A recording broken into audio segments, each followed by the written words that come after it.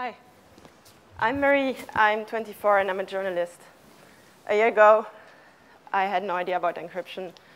I had a Windows computer. I was using Facebook a lot, and I used Google. I had a Windows phone, and I loved it. I had nothing to hide, or at least I thought so. As a journalism student, I had never heard of crypto or anything linked to it in any way. I had learned how to write articles, how to make movies, or how to present radio shows.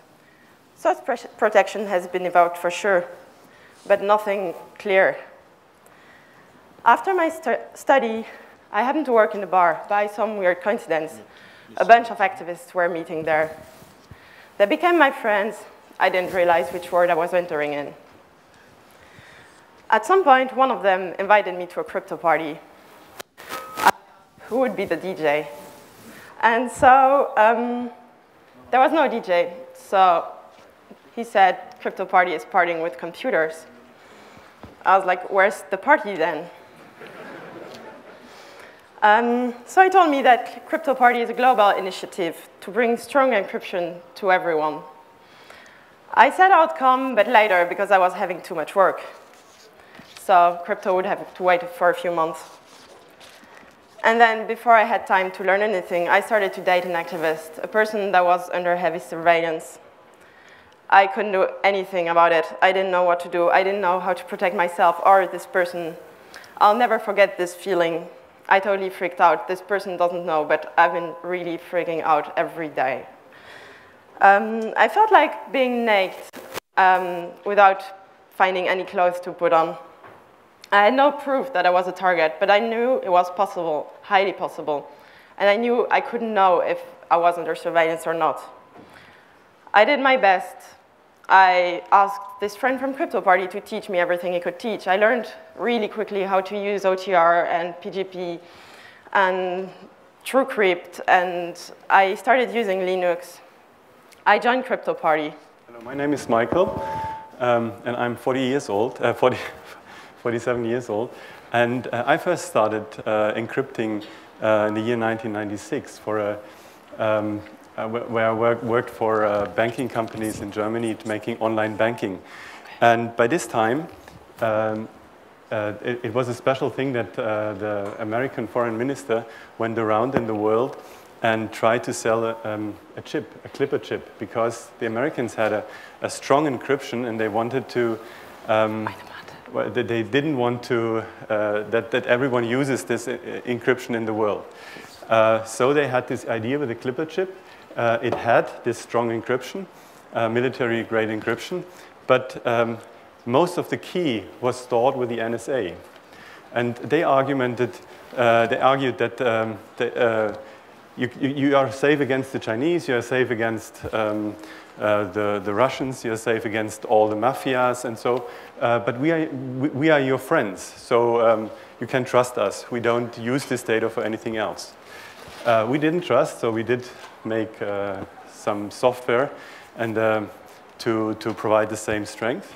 And by this time, I realized I got some more deeper insights into the email system, and I got a shock that all the emails, even the business emails, were sent unencrypted. And I was really like in a shock state for some times, and I started to, for my company in this time, started to run around and make some lectures about public key encryption, and I tried to teach managers to use public key encryption, and this, but I didn't have any success of this. So after a year, even if I knew it, I stopped encrypting anymore. I stopped encrypting my emails again because I had nobody to encrypt with. And it took 15 years until this Julian Assange and WikiLeaks and all these things started, and then Edward Snowden, that I remembered this. And I got and this time it was real. I could connect it to the feeling because there was a Chelsea Manning, there was a Julian Assange, and so on. Really, people who devoted their life for this. And this was the moment when I got a strong enough feeling to went into crypto parties to really get this cryptography out in the world. So what we want to show you by presenting ourselves like this is that we're really different. Obviously, different generation, different gender. Tech is not for men only. And really different reasons to join CryptoParty. CryptoParty is for everyone, and everyone needs it.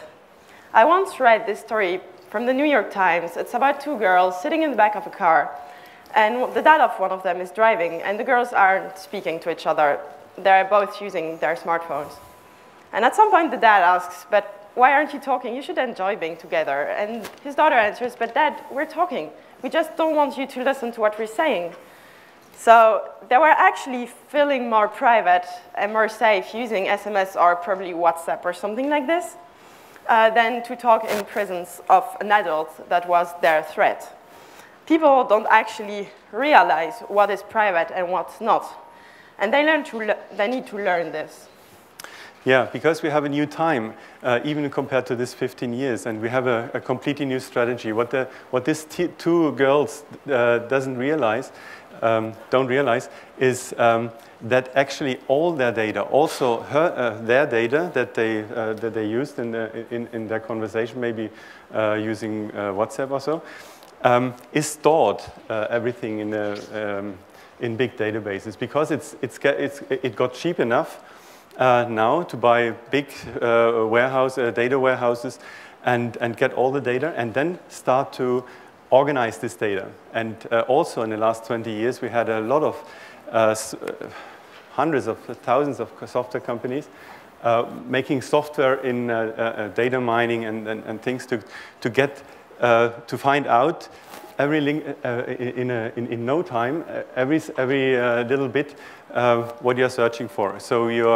if they use their telephone with communicating, even in 20 years, somebody could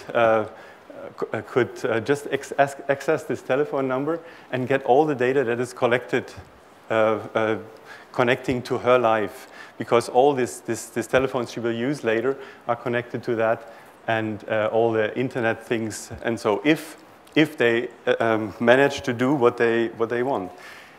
And if you look at the Google search engine, it is a very powerful tool. You type in a name and it's or a search phrase, and in a blink of a second you get really enormous results. And the same technology exists for all this data that is stored in the data warehouses. And the next thing that is done, I spoke to a journalist who were in a conference where also secret services are, and he told me that they even started to trade this information. So if some country has some interesting data, like this WhatsApp data, it can go to other countries and says, oh, I have this data. And these other countries would say, yeah, we would like to have it, but we can't offer anything. And then you say, okay, we could have use of this streamer data, for example, because we don't have them already. So they try to get them, and so you can imagine that it happens that this trading of information leads to a total distribution of this data, because this data can be copied very easily. And so the price of this data is going lower. And then it is possible, I think, or likely, if you go 10 years in the future, that this father can go to his company, and if they are in big data, he could access maybe what these two girls actually talked in the back of his car. But still, the people say, most of the people, when you talk about encryption and talk about email, they say, we have nothing to hide. That's the current state. Nothing to hide. This is what we see as the biggest problem right now. being accused of paranoia because you try to help people to change their bad habits. They think you're crazy. This is too easy to say nothing to hide. It's the first barrier to make strong encryption normal. I have nothing to hide is a dishonest answer. It means I don't even want to think about it. When I asked one of my close friends to use OTR encryption instead of Facebook to communicate with me, she was saying, I have nothing to hide. I don't care about my data. I'd rather give my data to the NSA than install software for encryption on my computer. When she was saying this, she was saying, I don't want to think about it. I don't want to change my habits. I don't know what this is. It's too complicated. It might even be dangerous. I don't know. I am too lazy to learn anyway. When you say, I have nothing to hide, you say, I am a good person. Encryption is for bad persons. This is wrong. Encryption is for everyone, because everyone needs privacy. By saying, I have nothing to hide, you are saying you can predict the future. You are saying you know that what you're saying or writing now will never harm you in the future. This is a really arrogant position. And even if you don't care about your data, even if you continue to refuse strong encryption by refusing it, you're being an egoist because you refuse me the right to encrypt. Because I can't encrypt if no one has the necessary software. I can't be the only one to encrypt. It's always a two-person thing. So you are refusing me the right to privacy. Yeah, and I think it is not a real honest, it's not real honest if you say that I have nothing to hide. Just if you imagine, I think we have a healthy feeling about our privacy. Just imagine you sit at home in the sofa and you talk to a friend in a very personal talk. And then suddenly the door opens and somebody of the Secret Service comes in and sits in the middle of you. How would that feel? Yeah? What would the normal feeling make with you then when this happens? You would just throw him out. The same thing if he would come in and put a microphone in, you would still say, no, that's not possible to have this microphone here in our conversation. You will put it out. And but if there is a smartphone laying on the same sofa or in a pocket, that is okay. And this is a thing about we have a healthy feeling about privacy when it is real, like in a real talk. But we have not a healthy feeling about privacy when it goes to the internet. And another example is if I go to somebody of you, it doesn't matter, and I say, just now in this moment at home, somebody is searching through your wardrobe, putting up the clothes and so, and looking for something interesting, and searching from your desk, through your desk. What could you answer then? And if you would answer, just imagine you would answer, I have nothing to hide. Yeah? That's an impossible answer. That's not possible to say that in this moment. You would say, I would think, oh, you're crazy, it's not possible. And the other answer that is often given in such a situation, instead of I have nothing to hide, would be, they can come in anyway. They are better. They can open all doors. But that's still, it's not a correct answer for the privacy. You wouldn't say that if it's about your real privacy. And that shows that our feelings are, for privacy and internet are not healthy at the moment. Oh, this is my diary. Year 2002, I was 12. 12 is the age where you start having secrets, little secrets. You're maybe in love, or you have problems with a teacher or with a friend. You start to understand that some things are private and that you don't want to tell everything to everyone. You start to feel the need for some privacy. So when I got this diary for my birthday, I was really happy because it had a lock. I wrote about falling in love. I wrote about friends. I wrote about lots of personal stuff. I felt really safe because it had a lock. I had a really curious little brother. And when I would come home from school, I would find my closet open and all the stuff on the floor. He didn't even try to cover his traces. Eventually, he found the diary, hidden in the back of the closet. And naturally, he opened it immediately with some paper clip. He told everyone, including my parents, who I was in love with, and what was written in there. And he did it again and again. I stopped writing, didn't feel safe anymore. Later, I started another diary, this one, no lock. I had given up the idea that it could be private. This didn't feel good either. I was censoring myself. This is exactly what we do on the internet, using bad locks or even no locks at all, because bad locks don't work anyway. And once you're aware of it, this feels really bad. Yeah, so in this case, with our brother, it's very apparently why the information is so interesting. Another question would be why is other information, other personal information so interesting? Because it is about this, I have nothing to hide. And I would suggest that it is not so interesting to have this personal information or to get it in a hidden way when you have no conflicts, when you have a good relation to other people, and so you can just openly live how you want to live. But if you start to have conflicts with people, and this happens a lot in our society, you have a competition, for example, with other people. You have mobbing situations in companies. You have a bad neighbor. That happens in Germany very often, that neighbors got in really bad fight. You have a lover, you have a relationship, especially if the relationship breaks up.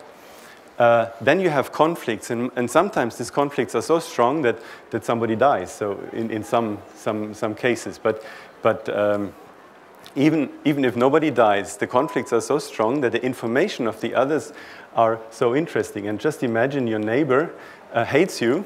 It is possible. And he gets hold of all your emails. He gets hold of. He can listen to your telephone calls. He knows where you're going, where you have been all the time, how much money you have on your account, and how much debt, and all these personal information. So in conflict situations, these informations are dangerous, and that's the reason why we need privacy also in the internet. And as I said before, if this information is spreading around the companies, and that's about and around the government, then this information will be accessible in many places. Also the private information, also very current information, and that's a danger to the privacy. But what about the governments? So is the government really interested? Many people say, "Oh, I have a boring life. Nobody's interested in my data."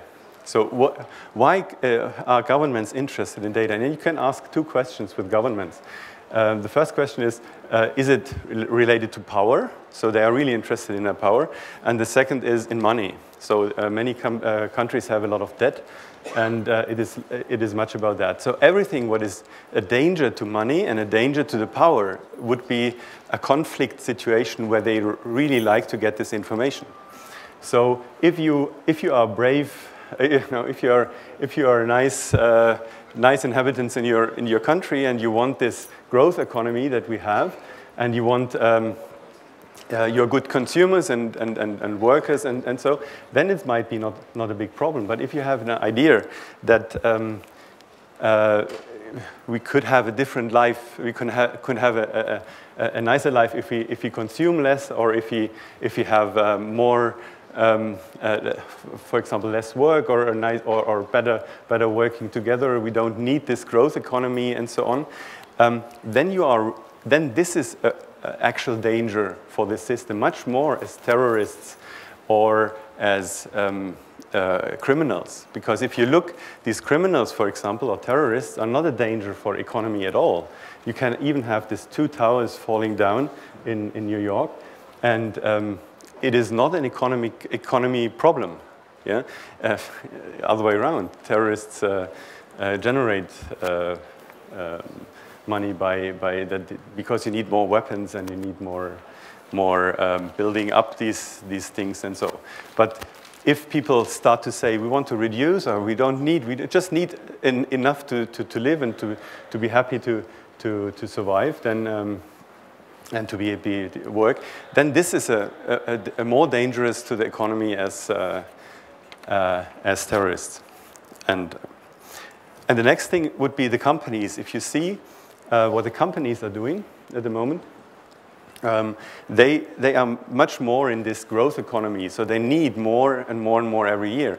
And the problem is, some people have no money, they would want to buy, but they are not interesting for these companies because they have no money.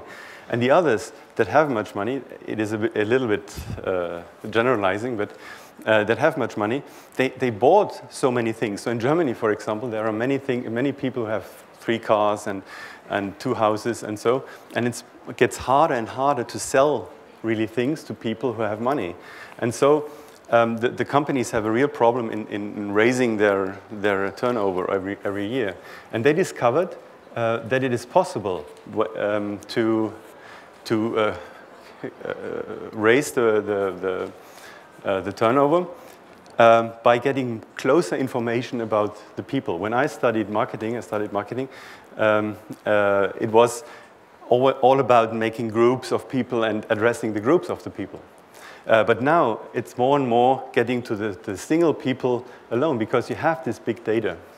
And this is what actually happens. The reason for this big data is this data is needed to really address the people closer to make more money.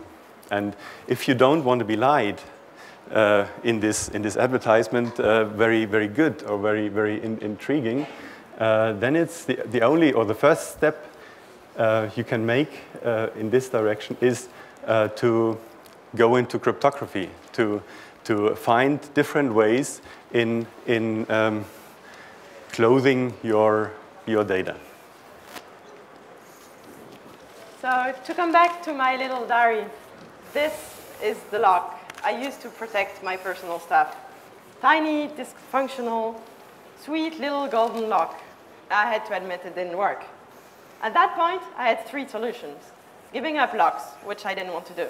Using the same lock, which is actually the same as option 1. Or get a strong lock. This is the lock I would have needed. A strong lock, this one would have protected me from my little brother. Problem is, I was 12. I was living in a small village. I had no car, no way to go to this town to get a lock. I probably didn't know where to buy locks. If I would have asked my parents, how can I get a strong lock, this would have been really suspicious to them. And maybe I didn't even know there are different kinds of locks, like good locks and bad locks. This is what CryptoParty is about. Locks, encryption, it's the same. CryptoParty is about providing good locks to people, because people don't have all access to good locks without help. Maybe they don't even know good locks exist. Can you press? But there are some good locks. So Laura Poitras, I don't know, I guess you know her. She's a filmmaker and worked together with Edward Snowden. There's just recently coming a very good movie. It's Citizen 4, just coming to the movies right now. And she recommended 7 tools and said in this NSA work, they have used these tools to secure the data, and are still using these tools. Like you maybe know the middle part, that's the Tor network, anonymity network, and the Tails operating system up there is a very good operating system. It's a live Linux operating system, and it routes all internet traffic through Tor. You can get all these things in the CryptoParty workshop up there then, if you want to join us. The GNU PG is email encryption, and GNU Linux, you know, sure. And here OTR is off the record for chat and for things. And we have a secure drop. You don't see it right now. That is a means to leak documents And I heard just now that WikiLeaks is preparing for opening their letterbox again. So I heard it is ready to roll again. So that would be also interesting. And TrueCrypt, we still recommend that, but we can say something more about this than upstairs. I have been working with people who have been fighting for years for queer awareness in the world, including countries where it's not okay to be gay. These people don't know anything about encryption. I have been fighting for an art squad in Berlin against the city, bankers, and really strong lawyers. Again, no encryption used for the communication. I have asked my banker to encrypt his emails to me because it's about my personal bank accounts and I don't want this to be public. And he can't do that for me. I know journalists who don't know how to use encryption, most of them actually. They don't even use PGP to protect their email.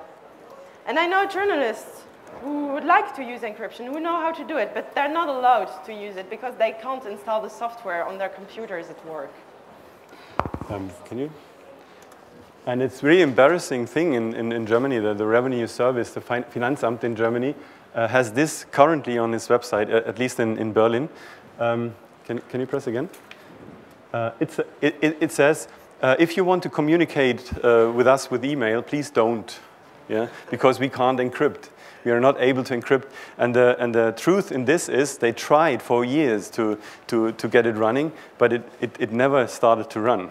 So it is really, that's an embarrassing thing, and I try to show it everywhere, that this is how far we are in the culture of encrypting now at the moment. So journalists, bankers, activists, they're probably more likely to be targets. But actually, encryption should be for everyone. Actually, encryption is for everyone. CryptoParty is for everyone. I can remember this couple. They came to a CryptoParty maybe 2 months ago. They didn't live in Berlin. They're over 50, 55 years old, I guess. They had no idea about computers. They just came with their laptops, told us, we have stopped using WhatsApp because we know it's bad, and now we want to learn more about how to get back our privacy.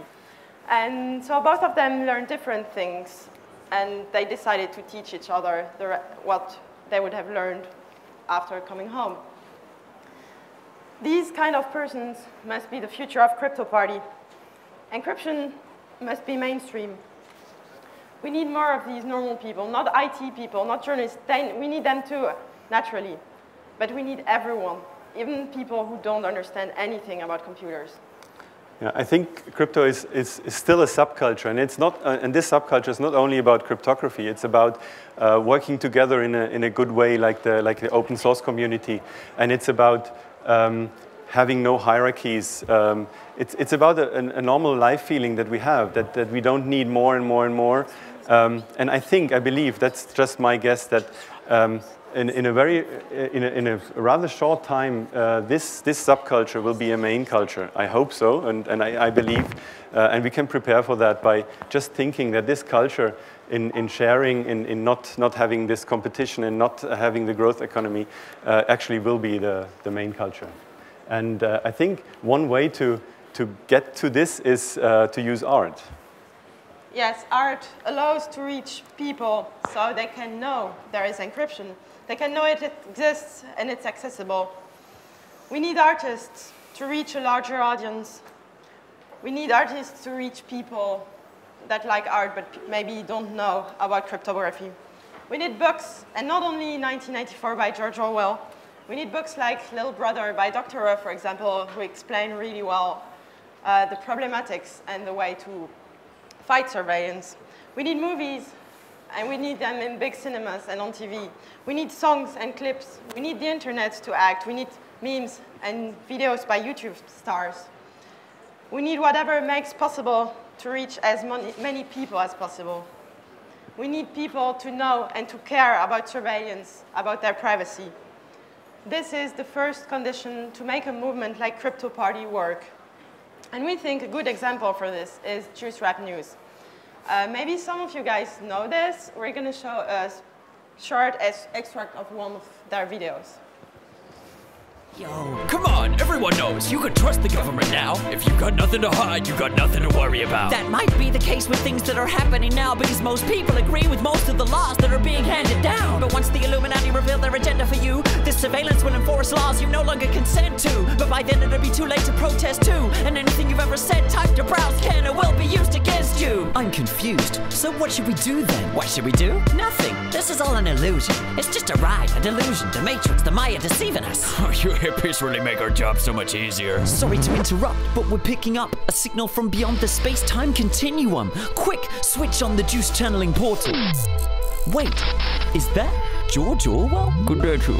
Wow, what do we owe this honor to? I tried to warn you noobs, but I see you are actually fools, or else you thought this was an instruction manual. Yes, so can you advise us? What would you have us do? An open and universal internet is the most effective tool you have to address the issues that afflict the world at hand. Therefore, protecting it is the most essential task that stands before your generation. I think I understand. Hush, man. You must not lose the internet. Heed this mantra. Who controls the internet controls the data. And who controls the data controls the future. We're losing you. I leave you with a tool to use. An onion? Don't be simple, Robert. This is but a simile. It stands for Tor. Tor? Google it. It's for anonymity. This onion router open network helps considerably against tyranny, but its abilities only work if all you use it consistently. And even if you don't use it, run it so its force swells. Thanks, Mr. Orwell. From now on, call me George Torwell. If we'd had such tools when I wrote this, well, it would have been so much simpler to tell Big Brother to go f himself. The sucking piece of shit. This is the kind of videos we actually need, and we really hope you're going to see it after. And for that, we need everyone to participate. We need you to participate in any way you want to participate, and you can participate. We need you artists. We need you to communicate with your audience about these problems. We need you programmers, software engineers. We need you to conceive strong tools for encryption. We need you interface designers to make the tools accessible, because this is a huge problem right now. We need you to join CryptoParty, and this is why we're going to have 3 workshops today and tomorrow, where you're welcome to join and learn about how to use encryption and throw a CryptoParty. There is always a way to help everyone to get back their privacy. And this is really, really urgent, because even if it's not respected today, privacy is a basic human right. To finish, we wanted to show you another video. We hope it's going to work, because these artists we want to show you did some awesome stuff after the Snowden leaks, because they understood something and they tried to start communicate about it. And these videos, this should be our future, and it's already started. Okay, thank you. Thanks a lot for this.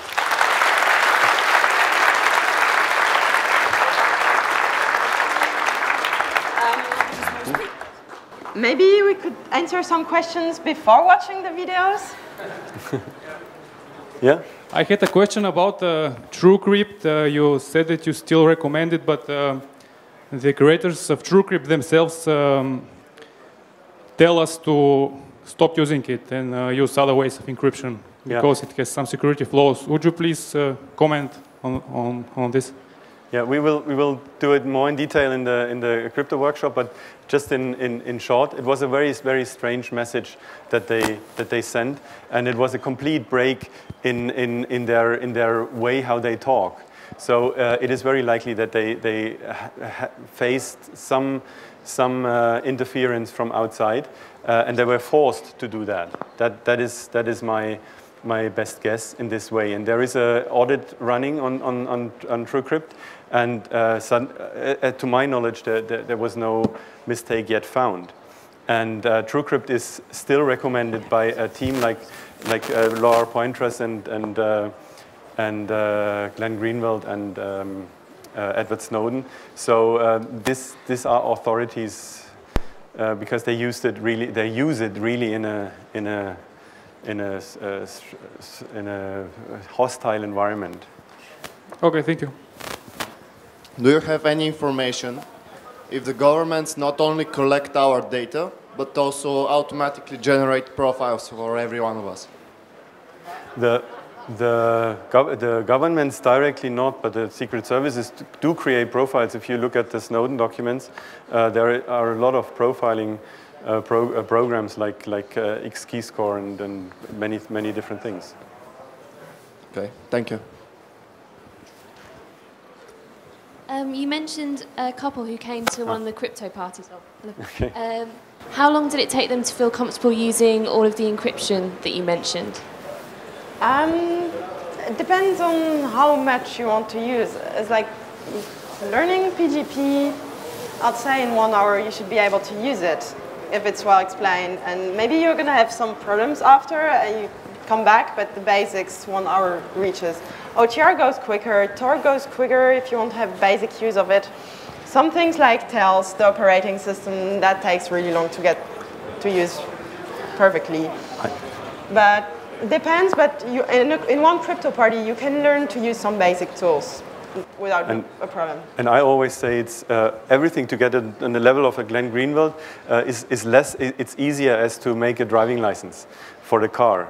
And it's easier to learn to ride a bike. If you remember how much effort it was to learn to ride a bike, if you put so much effort into learning cryptography, you're very good. Okay, then have fun. Thanks. Bye-bye.